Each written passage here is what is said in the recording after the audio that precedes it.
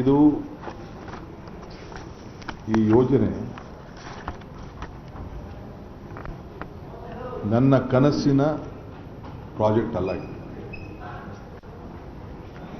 ಯಾವತ್ತೂ ಕೂಡ ನಾನು ನನ್ನ ಕನಸಿನ ಯೋಜನೆ ಈ ಬಿಡದಿ ಟೌನ್ಶಿಪ್ ಅಂತ ನಾನು ಹೇಳೇ ಇಲ್ಲ.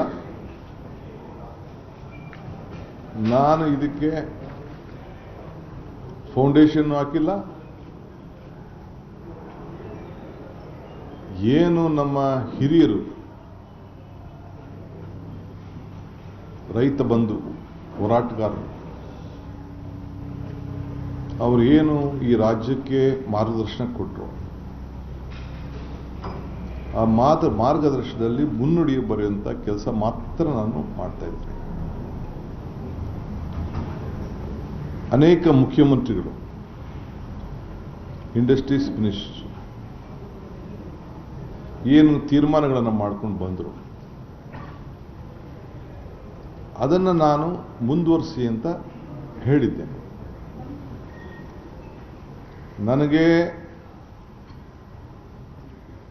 ನಾನೊಬ್ಬ ರೈತನ ಮಗ. ನಾನು ಕಪಟ ವ್ಯವಸಾಯ ಮಾಡದೇ ಇದ್ರೂ ಕೂಡ ಹುಟ್ಟಿನಲ್ಲಿ ನಾನೊಬ್ಬ ರೈತನ ಮಗ. ಭೂಮಿ, ರೈತನ ಬದುಕಿನ ಬಗ್ಗೆ, ಅವನ ಶ್ರಮದ ಬಗ್ಗೆ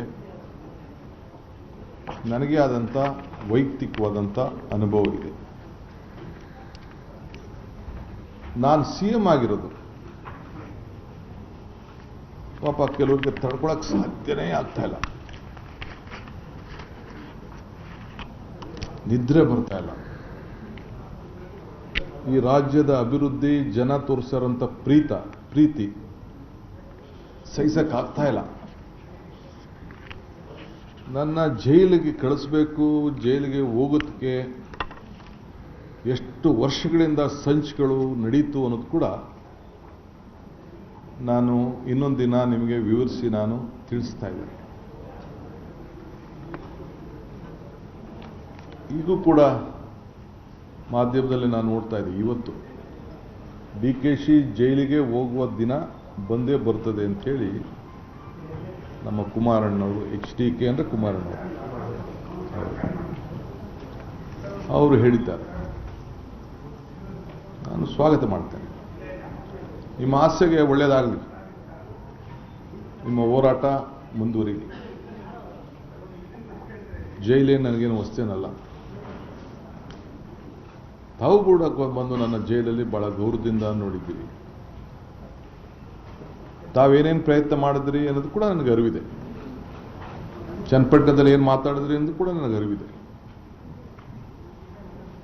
ತಾವು ನನಗೆ ತೋರಿಸಿದಂಥ ಪ್ರೀತಿ, ವಿಶ್ವಾಸ, ಅಭಿಮಾನ ಏನು ವ್ಯಕ್ತಪಡಿಸ್ತಾ ಇದ್ರಲ್ಲ, ಇದಕ್ಕೆ ನನ್ನ ನಮನಗಳನ್ನು ಅರ್ಪಿಸಲಿಕ್ಕೆ ನಾನು ಬಯಸ್ತಾ ಇದ್ದೀನಿ. ನನ್ನ ಅಜ್ಜನೂ ಕರೆದಿರಿ ನೀವು, ಪಾಪ ಆಶೀರ್ವಾದ ಮಾಡೋಂಥ ಒಬ್ಬ ದೈವ ಸ್ವರೂಪಿ ಕೂಡ, ಅವನು ಕೂಡ ಮಧ್ಯದಾರಿಯಲ್ಲಿ ತಾವು ಹೇಳಿದ್ರಿ. ನಾನು ಅದನ್ನು ಚರ್ಚೆ ಮಾಡೋಕ್ಕೆ ಹೋಗುವುದಿಲ್ಲ. ಅನೇಕ ವಿಟ್ನೆನಲ್ಲಿ ಗಲಾಟೆ ಸಂದರ್ಭದಲ್ಲಿ ಏನಾಯಿತು ಅಂತ ಕೂಡ ನನಗೆ ಅರಿವಿದೆ.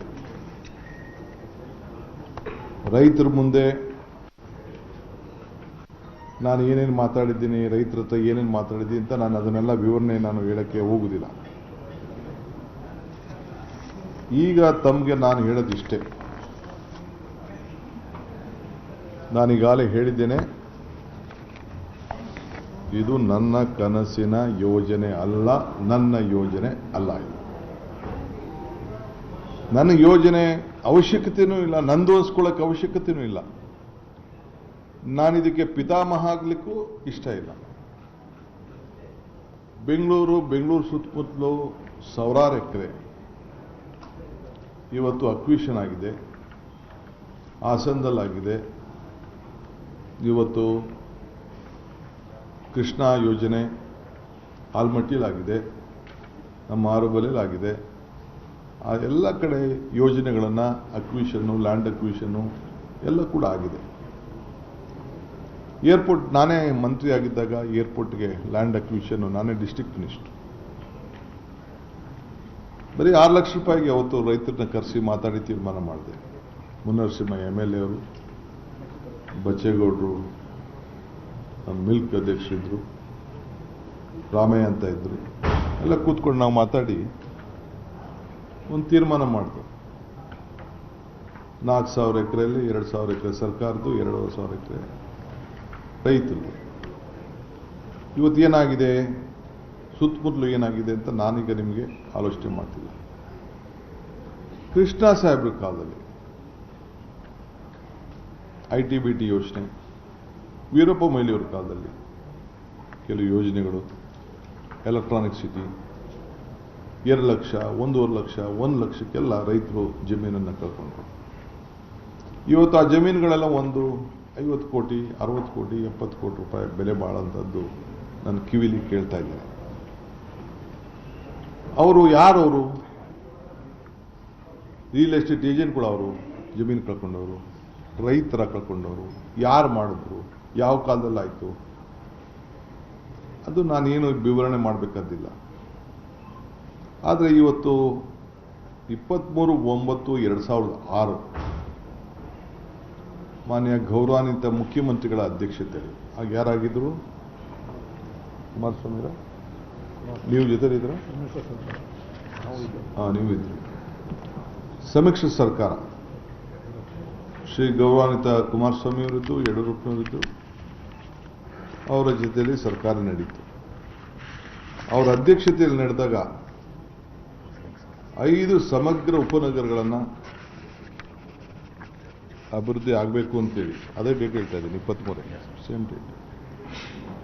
ನಂದಗುಡಿ, ಕಸ್ಬಾ, ರಾಮನಗರ ತಾಲೂಕು, ಬಿಡದಿ, ಸೋಲೂರು, ಸಾತ್ತೂರು, ಈ ಎಲ್ಲ ಕಡೆ ಒಂದು ಯೋಜನೆ ಆಗಬೇಕು ಅಂತೇಳಿ ಅವರು ತೀರ್ಮಾನವನ್ನು ಮಾಡಿದ್ರು. ಟೌನ್ಶಿಪ್ ಮಾಡಲಿಕ್ಕೆ ಅಲ್ಲಿಂದ ಸ್ಟಾರ್ಟ್ ಆಯಿತು. ಅದಾದ ಮೇಲೆ 28/6/6 ಇದನ್ನು BMRDಯಿಂದ ಪಬ್ಲಿಕ್ ಪ್ರೈವೇಟ್ ಪಾರ್ಟ್ನರ್ಶಿಪ್, PPP, ಸರ್ಕಾರ ಅಲ್ಲ. PPP ಯಾರು ಮಾಡೋದು?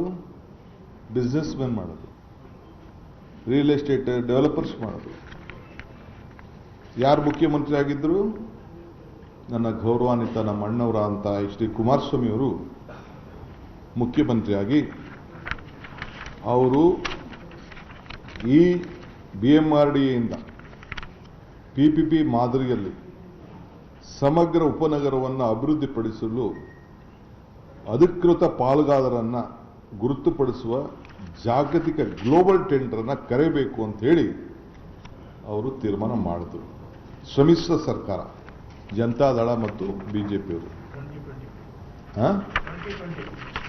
ಅದೇನು ನನಗೆ ಗೊತ್ತಿಲ್ಲ, ಅದು ಈಗ ಬಾಲಣ್ಣ ಹೇಳೋದು 2020 ಅಂತ. ಅದಾದಮೇಲೆ 11/6/2007 ಅಡಿಷನಲ್ ಗ್ರಾಮಗಳು ಹೊಸಗೆ, ಎಲ್ಲಿ ನೆನ್ನೆ ಗಲಾಟೆ ಆಗಿದೆಯಲ್ಲ ಆ ಜಾಗನ, ಮರಂಡಳ್ಳಿ, ಮಂಡ್ಲಹಳ್ಳಿ,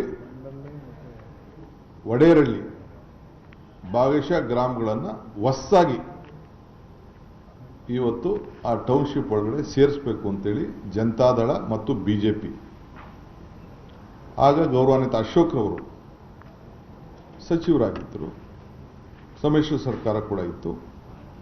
ಗೌರವಾನ್ವಿತ HD ಕುಮಾರಸ್ವಾಮಿ ಅವರು ಈ ರಾಜ್ಯದ ಮುಖ್ಯಮಂತ್ರಿಯಾಗಿ ನಾನು ಕೂತಿರುವಂಥ ಜಾಗದಲ್ಲಿ ಅವ್ರು ಕೂತ್ಕೊಂಡಿದ್ದರು.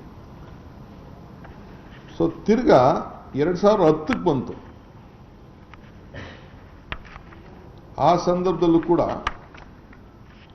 ಯಡಿಯೂರಪ್ಪನವರು ತಿರ್ಗಾ ಒಂದು ಸಮಗ್ರವಾದ ಉಪನಗರ ಯೋಜನೆಯನ್ನು ಮುಂದುವರಿಸಬೇಕು ಅಂತೇಳಿ 2ನೇ ಬಾರಿಗೆ ಗ್ಲೋಬಲ್ ಟೆಂಡರ್ನ ಕರೆದು PPP ಮಾಡಲಲ್ಲಿ ಅವರು ಕೂಡ ಆಹ್ವಾನವನ್ನು ಕೊಟ್ಟರು. ಆಗ ಕೂಡ ಅಶೋಕ್ರವರು ಸಚಿವರಾಗಿದ್ದರು, ಅವರು ಕೂಡ ಅದಕ್ಕೆ ಸಚಿವರಾಗಿದ್ದರು. ಅದಾದ ಮೇಲೆ ನಾನು ಹೇಳೋದು,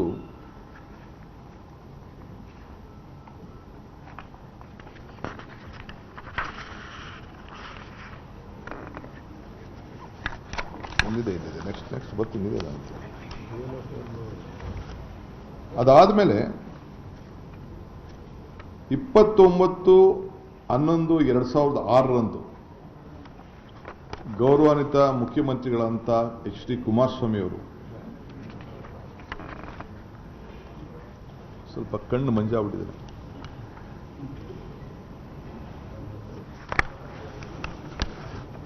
ಈ ಭೂಮಿಯನ್ನ ಇದು ಗಮನದಲ್ಲಿಟ್ಕೊಳ್ಬೇಕು. ಈ ಎಲ್ಲ ಭೂಮಿಯನ್ನ ಖಾಸಗಿ ಜಮೀನನ್ನ 29/11/2001 ಸರ್ಕಾರದ ಆದೇಶ ಇದು. ನಾನು ಓದ್ತಾ ಇರೋದು ಕರ್ನಾಟಕ ರಾಜ್ಯ ಪತ್ರ, ಅಧಿಕೃತವಾಗಿ ಪ್ರಕಟಿಸಿದಂಥ ವಿಶೇಷ ಪತ್ರ. ಈ ಯೋಜನೆಯಲ್ಲಿ ಘೋಷಿಸಲ್ಪಟ್ಟ ಮೇಲ್ಕಂಡ ಗ್ರಾಮದಲ್ಲಿ ಯಾವುದೇ ಪ್ರಾಧಿಕಾರವಾಗಲಿ ಅಥವಾ ಯಾವುದೇ ವ್ಯಕ್ತಿಯಾಗಲಿ ಬೆಂಗಳೂರು